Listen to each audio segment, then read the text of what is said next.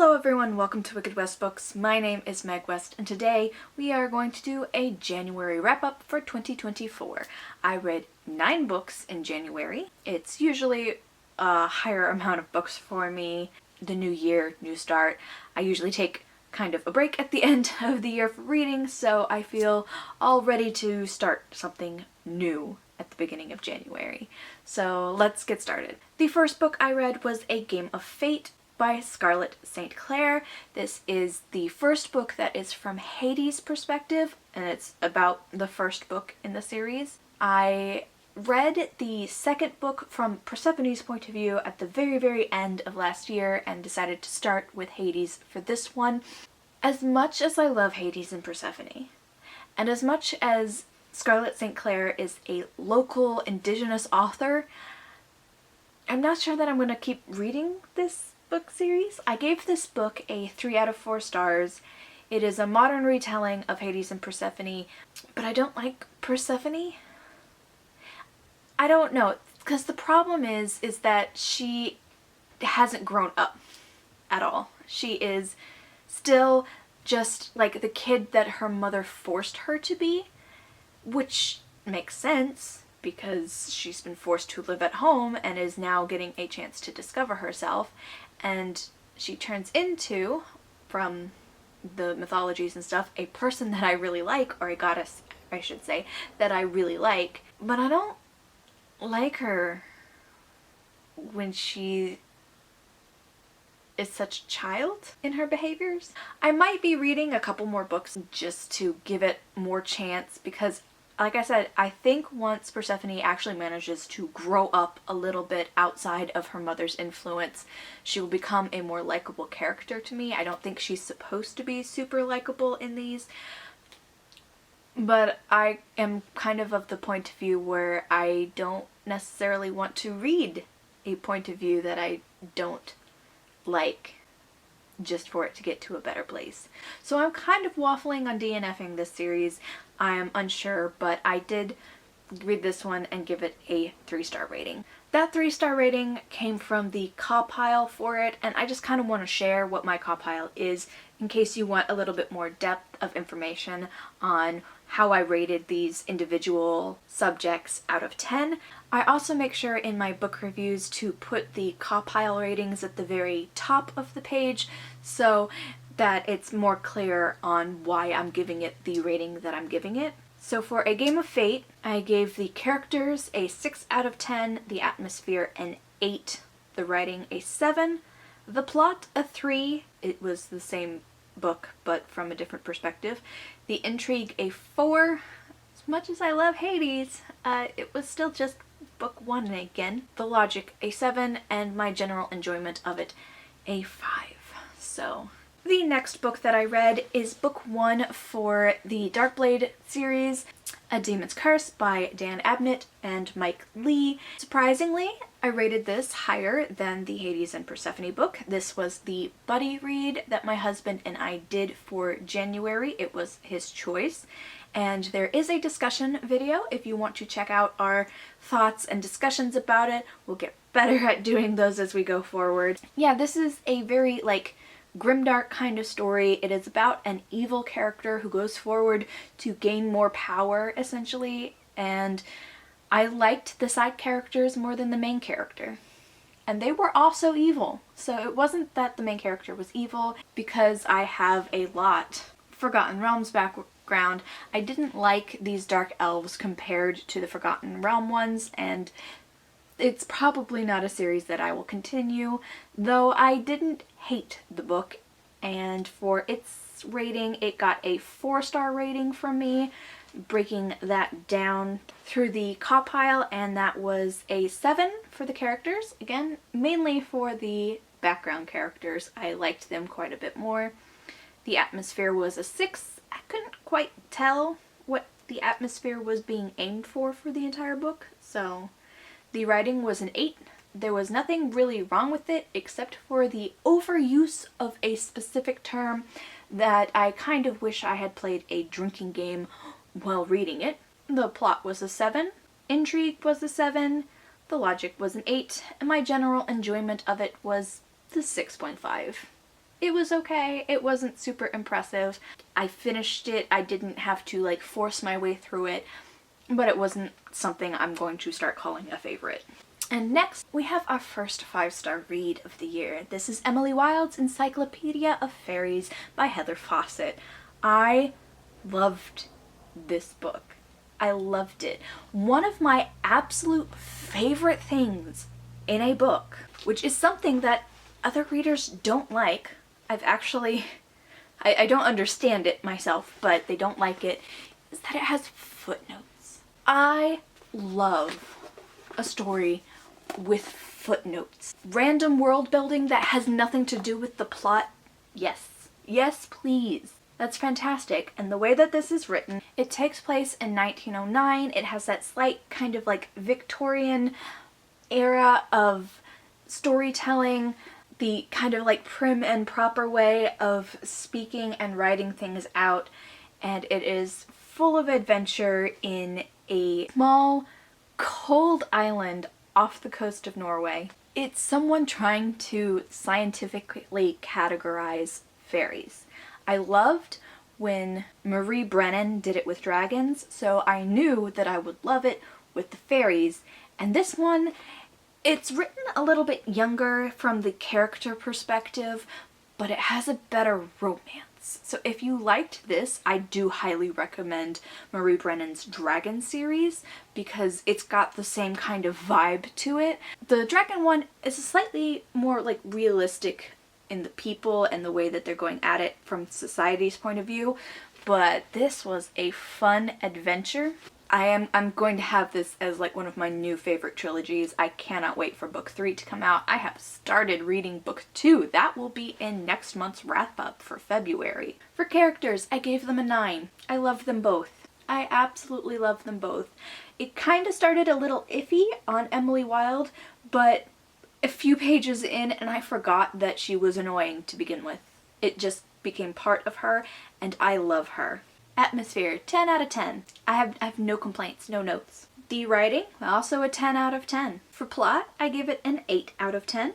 Intrigue, a 10 out of 10. I didn't want to put the book down. Logic, a 9 out of 10. Some of it is fairy logic, so it gets a little weird, but I also enjoyed it 10 out of 10. And it is my highest rated book so far using CAWPILE for the year because 5 stars. After that, I decided to read another 5-star read, and I picked up the new version of The Bone Season by Samantha Shannon. I also have a video on this comparing it to the older version of the book, and it was another 5-star read to me. In The Bone Season, you have this girl who is clairvoyant. Clairvoyant is not something that you want to be in this version of London. Because of her clairvoyance, she has joined a gang of other clairvoyants in a system that wants to kill them all. Or at least that's what she thinks. One night she gets caught by the government and she finds out that there is a third option for clairvoyance between death and a life of crime. And it's not a fun one. And she goes through the Bone Season, where she is taken to a faraway town of Oxford to be used for some Rephaim's reasons?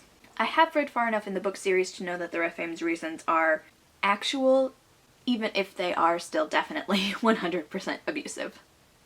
It's not a fun place to be. They do not treat humans very well, and this, like I said, is the rewritten version. 5 stars. It was 5 stars before it was rewritten for me, but this one did actually greatly improve the book, in my opinion, and I can't wait for the new versions of the rest of the series to come out. So for this new version's CAWPILE, I gave the characters a 10. The atmosphere was a 9. The writing was a 10. Well worth that rewrite. Plot was an 8. My intrigue was an 8. Logic was a 9. And my enjoyment was a 10. Another very highly rated book for me. Part of my New Year's resolutions was to do more reading on my Kindle, and in order to do that, I brought up The Next Girl by Karla Kovich. This is a thriller.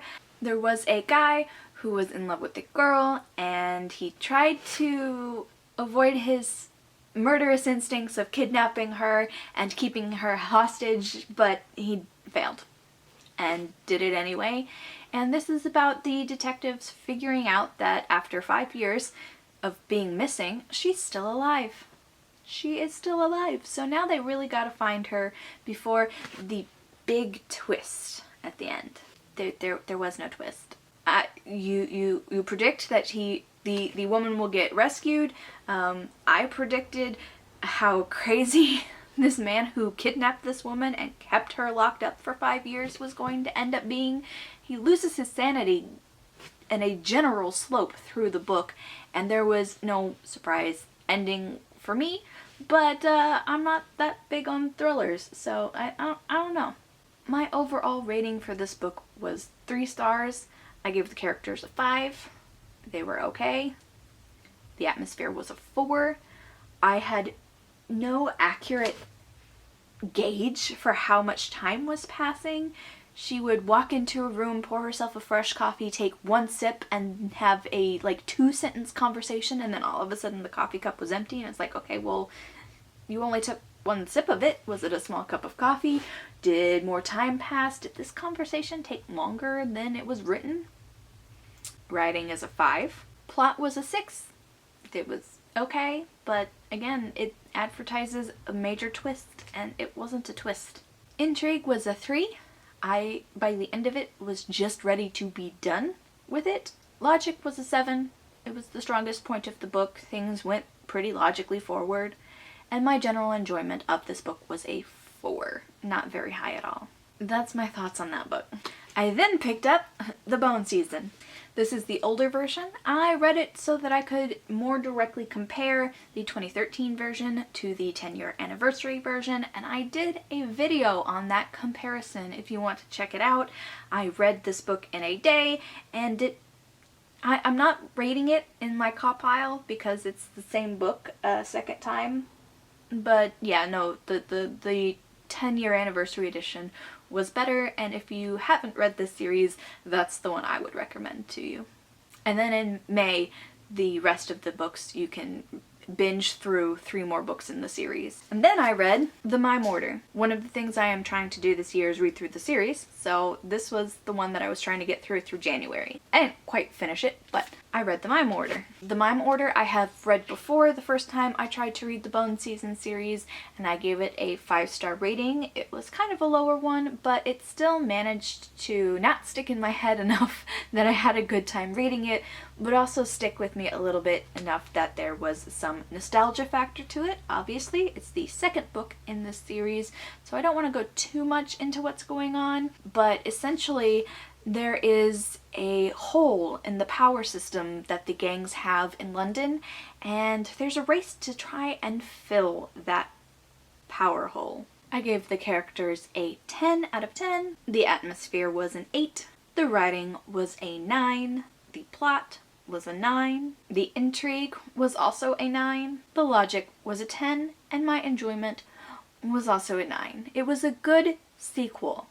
It was a good sequel. Then on ebook I read Precipitous Nightmares Valentine Dream by Bridget Dellery.